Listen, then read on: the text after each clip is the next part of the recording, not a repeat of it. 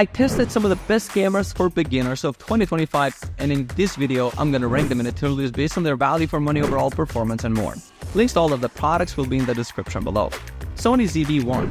This compact vlogging camera packs a punch with its 20.1 megapixel 1-inch sensor and built-in flip screen that makes content creation a breeze. The autofocus is incredibly fast and accurate, plus you get that gorgeous bokeh from the f1.8 to 2.8 Zeiss lens that makes your subjects really pop.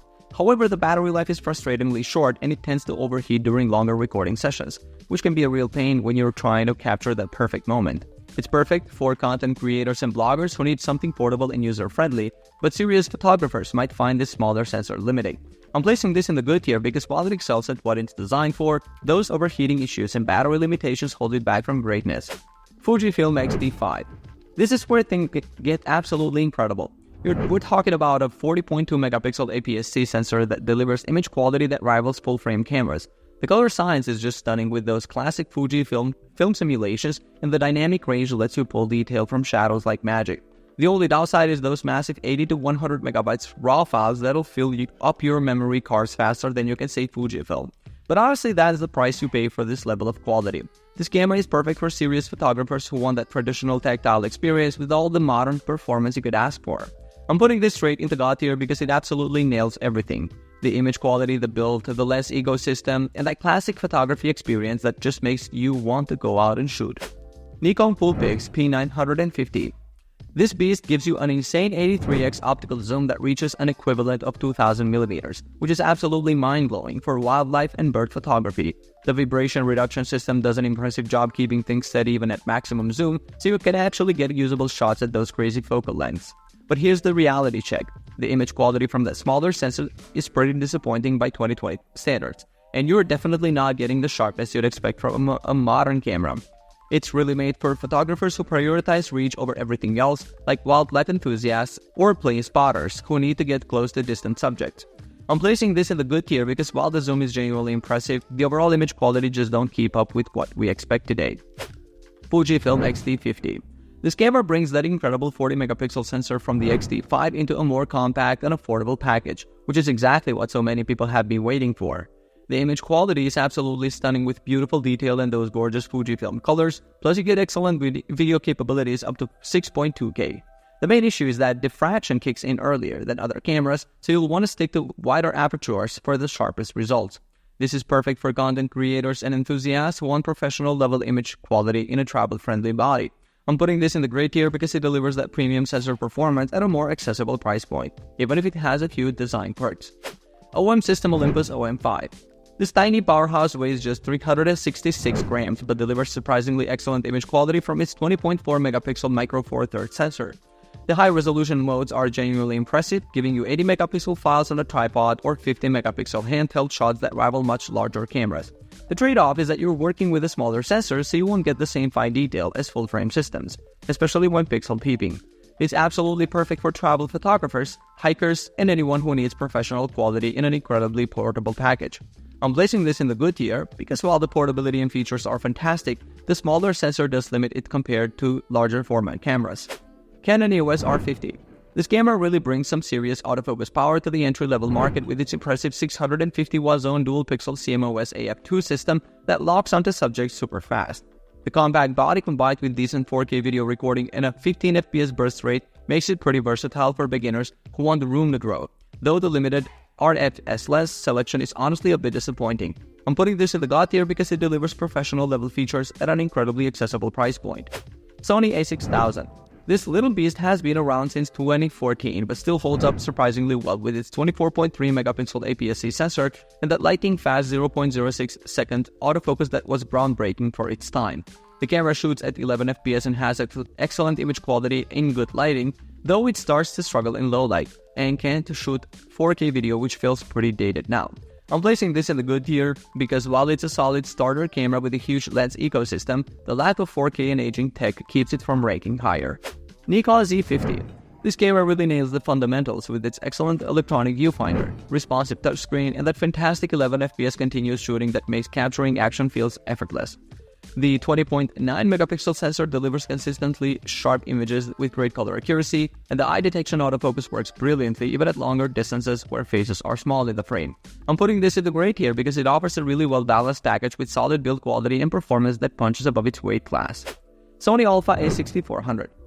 This camera absolutely crushes it with the fastest autofocus acquisition time at just 0.02 seconds and that legendary real-time IAF that tracks subjects like it's reading their mind.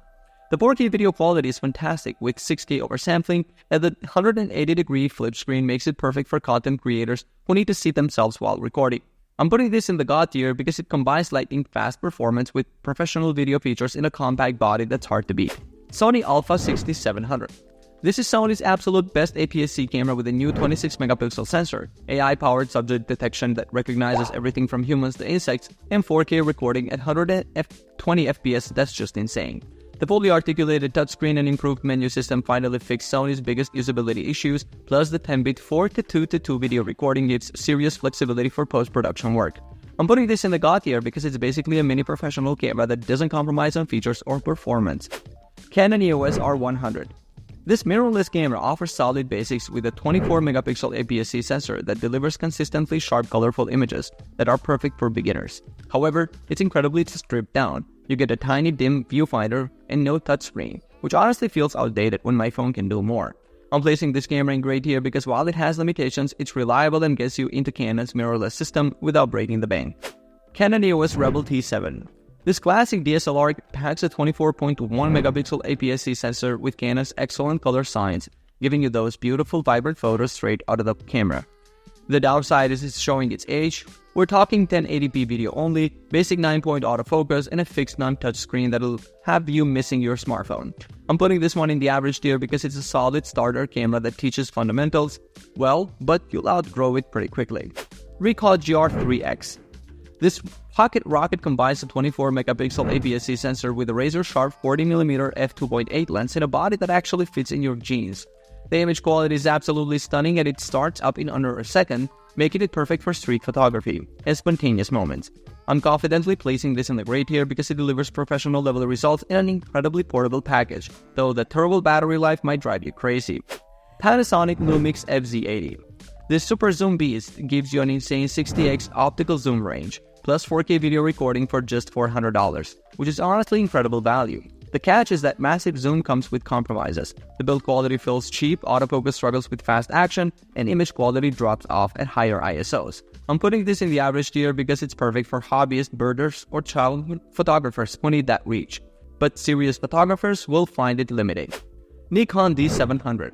This full-frame DSLR from 2008 still produces absolutely gorgeous images with incredible low-light performance and dynamic range that puts many modern cameras to shame. The 12-megapixel might sound low by today's standards, but those pixels are huge and the image quality is phenomenal. Plus you get access to decades of excellent Nikon F-mount lenses. I'm placing this legendary camera in grade tier because despite its age, it delivers professional results that many photographers still swear by today. Canon PowerShot V10. This compact vlogging camera packs a 1-inch sensor and 20-megapixel resolution into a tiny 211-gram body that's perfect for content creators on the go. The vertical design and 180 degrees tilting screen make it incredibly user-friendly for self-recording, but the battery life is disappointingly short and you're locked into fully automatic operation with no manual controls. I'm placing this in the average tier because while it serves its specific vlogging purpose well, the limited control and poor battery make it frustrating for beginners who want to learn photography fundamentals. Canon PowerShot SX740HS. This camera delivers an impressive 40x optical zoom range in a surprisingly compact package that easily fits in your pocket. The 4K video recording is a nice touch, but it comes with a severe crop that reduces your field of view, and the overall image quality suffers at higher ISOs due to the small sensor. I'm putting this in the average tier because while the zoom range is incredible for travel photography, the lack of raw support and mediocre image processing hold it back from being truly great for beginners who want room to grow. Sony ZV-E10 II. This is where things get exciting. The ZV-E10 II fixes basically every complaint I had with the original model and delivers outstanding value for content creators. The upgraded 26-megapixel APS-C sensor shoots stunning 4K video at 60 FPS with minimal crop, plus you get 10-bit recording, an excellent battery life with a new larger battery. I'm confidently placing this in the grade tier because it offers professional level video features at a beginner-friendly price point, making it perfect for anyone serious about video content creation. Nikon D3500. This entry-level DSLR delivers excellent image quality thanks to its 24-megapixel APS-C sensor and incredibly fast, accurate autofocus system. The battery life is absolutely legendary, at 1,550 shots per charge, but you're missing some modern conveniences like touchscreen control and advanced video features. I'm placing this in the average tier because while it's a solid traditional DSLR that features good fundamentals, the lack of modern features as low-light view autofocus make it feel dated compared to newer mirrorless options. Olympus EM10 Mark IV. This mirrorless camera combines excellent 5-axis in-body stabilization with a compact, lightweight design that's perfect for travel photography. The 20-megapixel Micro Four Thirds sensor produces sharp, punchy images, and the flip-down LCD screen is great for low-angled shots in vlogging. I'm putting this in the good tier because while the stabilization system is genuinely impressive and the overall handling is excellent, though the smaller sensor format means you'll struggle more in low light compared to APS-C alternatives. Alright guys, thanks for watching. I hope this video helped you pick the best cameras for beginners for you. If you have any questions, drop a comment below. Links to all of these products mentioned in this video will be in the description. Alright, peace out.